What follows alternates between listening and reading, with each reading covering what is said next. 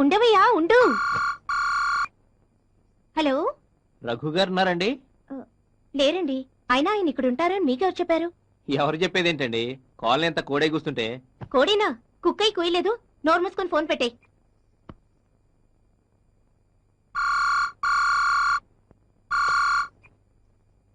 Hello. అస్సలాముఅలైకుం madam, నా పేరు Khadar Khan. Raghu sir ఉన్నాడా? లేరండి, ఇందాకే పాకిస్తాన్ వెళ్లారు. పద్మజీ, ఇంతకీ మీకు రఘు సార్ ఏమవుతాడు? దారిలో ఎదురవుతారు. మేడం, మా రఘు సార్ తో చాలా జాగ్రత్తగా ఉండండి. ప్రేమ దోమ అంటూ ఆ అవసరం తీరాక 2000 చేతిలో పెట్టి అబార్షన్ చేయించుకోమంటాడు. ఫోన్లేండి, మీ రఘు సారే బెటర్. కనీసం 2000 ఇస్తున్నారు. మరి అయితే ఈ రోజు నాతో పార్కుకి వస్తారా? పార్కుకి ఏం కర్మ, సినిమాకి, రెస్టారెంట్ కి, సర్కస్ కూడా వస్తాను. థ్యాంక్స్. అయితే స్నానం చేసి రెడీగా ఉండండి. రెడీగానే ఉన్నాండి. ఇందాకే స్నానం చేసి చీర కట్టుకుంటుంటే తమరి ఫోన్ వచ్చింది. అవునా? అయితే మీ ఒంటి మీద ఇప్పుడు శారీ లేదా? ఐ మీన్ లంగా జాకెట్ తో ఉన్నారా? అవును. ప్లీజ్ అలాగే ఉండండి మేడం, 7 నిమిషాలు అక్కడ ఉంటాను. ఏమండి కాదర్ ఖాన్ గారు, మరైతే మీరు తొందరగా వచ్చేయండి. లేదంటే మీ రఘు సార్ నన్ను ఎక్కడికన్నా తీసుకెళ్లిపోతారు. అయ్యో వద్దు మేడం, వెంటనే బయలుదేరి వచ్చేస్తున్నాను. హలో హలో, ఏమండి హీరో గారు, మీ ఇంట్లో నా హ్యాండ్ బ్యాగ్ మర్చిపోయాను, వచ్చేటప్పుడు తీసుకురండి. వాకే పద్మజీ, నాకు 5000 కావాలి. ఏంటి ముద్దులా? ఇప్పుడు నా వల్ల కాదు, నేను చాలా టైర్డ్ అయిపోయాను. నేను అడిగింది డబ్బులు. డబ్బులా? ఇప్పుడు నా దగ్గర లేవు, ఆదివారం ఇస్తానులే. నాకు ఈ రోజే కావాలి. ఫోన్ ఎవరికి? నాకు ఏటీఎం ఫెసిలిటీ ఉన్న ఓ బ్యాంక్ ఉందిలే, ఆడికి.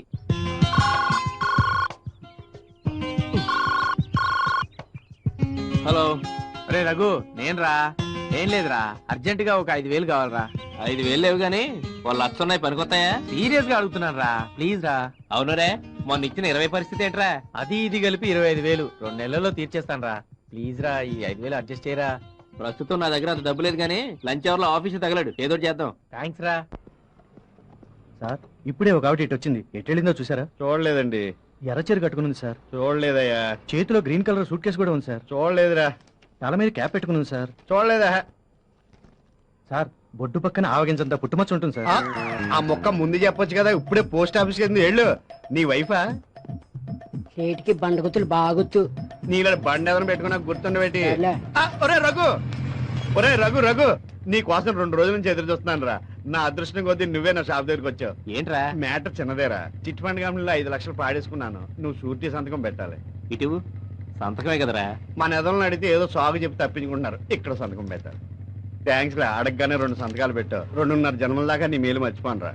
దాందే ఉందిరా, ఫ్రెండ్షిప్ అన్నాక మాత్రం నమ్మకం లేకపోతే ఎలాగా? అంతే కదరా. వస్తాను రా. అలాగే. నమ్మకం నమ్మకం నమ్మకం.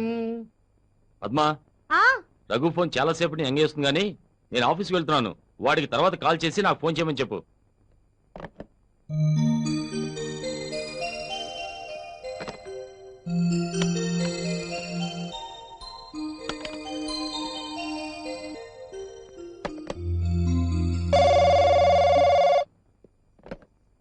హలో. ప్రసాద్ ఉన్నాడండి?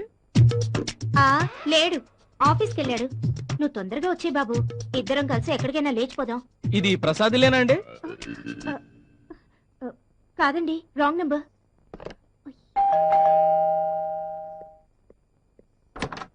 ఓ హీరో గారా? ఇప్పుడేదో ఫోన్ వస్తే అది తమరే మిమిక్రీ చేస్తున్నారా అనుకుని ఏదో తిక్క తిక్కగా మాట్లాడేశాను. నేను ఫోన్ చేయడం ఏంటి? పొద్దున్న 4:30కే నా ఫోన్ చచ్చింది. ఓహో, అదా సంగతి. తమరి ఫోన్ గంటల తరబడి ఎంగేజ్ వస్తుంటే ఏ గర్ల్ ఫ్రెండ్ తోనో బాతకాన్ని కొడుతున్నారా అనుకున్నానులేండి. మనకంత సీన్ లేదు గానీ సరే, ఈవేళ ఈ రాజా గారి బర్త్డే, గ్రీటింగ్స్ చెప్పవా? నేను చెప్పను. ఏ? ఎందుకంటే నీ బర్త్డే జూలై 2 కాబట్టి. ఎవరు చెప్పారు? ఎవరు చెప్పారన్నది కాదు ముఖ్యం, అది నిజమా కాదా అన్నదే పాయింట్. నేనంటే గిట్టిన వాళ్ళు ఎవరో నీకు చెప్పుంటారు. నా బర్త్డే ఇవ్వాలే, ఏదైనా గిఫ్ట్ ఇవ్వు. ఏవివ్వాలో? ఓ చిన్న ముద్దిచ్చినా పర్వాలేదు. మా నాయనే ముద్దేనా? ఇంకేదో అడగాల్సిందే. నాకంత ఆశ లేదు గాని త్వరగా ముద్దిచ్చేసాయి, నేను వెళ్ళాలి. పద్మా ప్లీజ్. ఏంటండి మీ గొడవ? నా గిఫ్ట్ మీ బర్త్డే రోజు అడగండి, ఇస్తాను. అప్పటికి తమరు నా పెళ్ళం అయిపోయి ఉంటారండి. ఇప్పుడు నా థ్రిల్ అప్పుడు ఉండదుగా. చూడండి, నేను పెళ్లి కావాల్సిన అమ్మాయిని. మీరిలా ముద్దడగడం మేనస్ కాదు. మా అన్నయ్య రాకముందే మర్యాదగా ఇక్కడి నుంచి వెళ్ళిపోండి.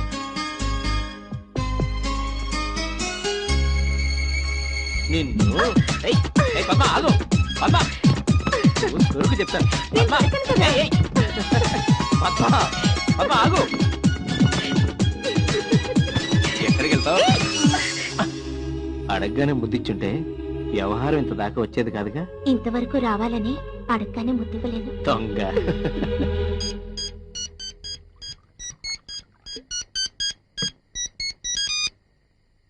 హలో చెప్పండి అంకుల్. రాజశేఖర లాస్ట్ మంత్ వరకు మన ఢిల్లీ బ్రాంచ్ లో పనిచేసేవాడు. ఈ మధ్యనే ముంబై బ్రాంచ్ కి ట్రాన్స్ఫర్ చేశాము. ఎందుకు అంకుల్ అతని గురించి అడుగుతున్నారు? Okay uncle, I will call you back later. Bye. అయితే మీ చెల్లికి ఇంతవరకు పెళ్లి సంబంధాలు చూడలేదా? లేదు సార్.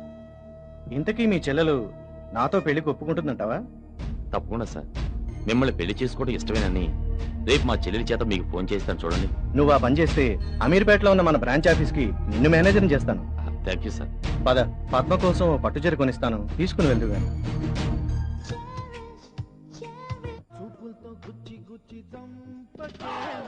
ఏంట్రా ఏ టైంలో వచ్చావు?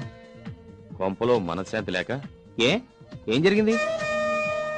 పద్మకు నిన్ను చేసుకోవడం ఇష్టం లేదంట. నాతో చెప్పడానికి భయపడి ఇన్నాళ్ళు కాముగా ఉండి మా బాస్ కొడుకు రాహుల్ ప్రేమిస్తున్నట్టు ఇప్పుడు చెప్తోంది. వాడికి కూడా పద్మ అంటే ఇష్టమే అంట. నేను ఎంత చెప్పినా అది వింటలేదు. ఇన్నాళ్ళు ఏం కావాలన్నా తినాలన్నా డబ్బు లేక ఊరుకునేది. రాహుల్ చేసుకుంటే సుఖపడి చస్తుందని నేను కూడా ఎక్కువగా బలవంతం చేయకుండా వచ్చేసాను. నీ చెల్లెలు అంతగా అతన్ని ఇష్టపడుతుంటే అతనికి ఇచ్చి పెళ్లి చేయి, నాకెందుకు చెప్పడం? నీకెంత కూర? అది కాకపోతే దేశంలో ఇంకెవరు లేరే ఏంటి? నువ్వు సరే అంటే మా బంధువుల అమ్మాయి ఉంది, చూస్తానంటే చెప్పు, రేపే వెళ్దాం. అక్కర్లేదు, నాకు నిద్ర వస్తుంది. తమరు వెళ్తే నేను పడుకుంటాను. రే రఘు, నేనేదో డ్రామా ఆడుతున్నావు, నువ్వు ఫీల్ అవుతున్నావు. ఇందులో నా ప్రమేయం ఏమీ లేదు. నువ్వు నమ్మితే నమ్ము, లేకపోతే లేదు.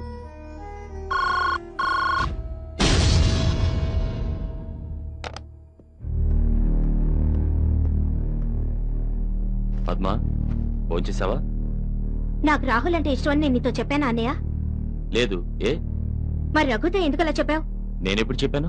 ఎందుకు ఇంకా బుకాయిస్తావు? ఇందాక రఘు ఇంటికెళ్ళి నేనేదో రాహుల్ని దగ్గర ప్రేమించేస్తున్నాను, రఘుని పెళ్లి చేసుకోవడం నాకు ఇష్టం లేదు నువ్వు చెప్పలేదు? చెప్పాను. ఎవరికోసం చెప్పాను? నీకోసం చెప్పాను. నువ్వు రఘుని పెళ్లి చేసుకుంటే ముష్టి నెల జీతం మీద బతకాల్సి ఉంటుంది. అదే రాహుల్ చేసుకుంటే కోట్ల ఆస్తి నీ సొంతం అవుతుంది. అప్పుడు నువ్వు రోజు పీకల దాకా తాగి పడుకోవచ్చు కదూ? ఏంటి ఏం మాట్లాడుతున్నావు? పిచ్చి పిచ్చిగా ఉందా? నాకు కాదు పిచ్చి, నీకు పట్టింది డబ్బు పిచ్చి. అతగాడు నీ సరదాలకి తాగుళ్ళకి డబ్బులు ఇస్తున్నాడని నన్ను వాడికిచ్చి కట్టబెట్టాలనుకుంటున్నావు. నువ్వేమనుకున్నా సరే, నేను రాహుల్కి మాటిచ్చాను. నీ పెళ్లి రాహుల్తోనే జరుగుతుంది, గుర్తుపెట్టుకో.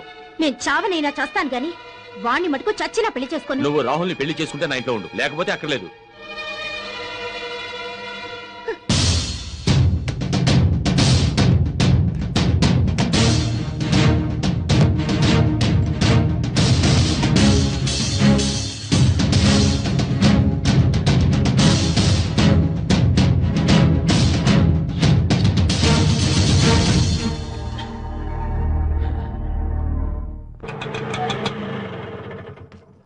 వందకి చిల్లరుందా? లేదమ్మా. సరే ఇప్పుడే తీసుకొచ్చిస్తాను.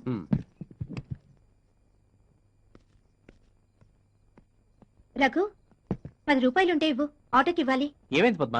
తర్వాత చెప్తాను గాని ముందు 10 రూపాయలు ఇవ్వు. ఇవిగో. నువ్వు భోంచేసావా?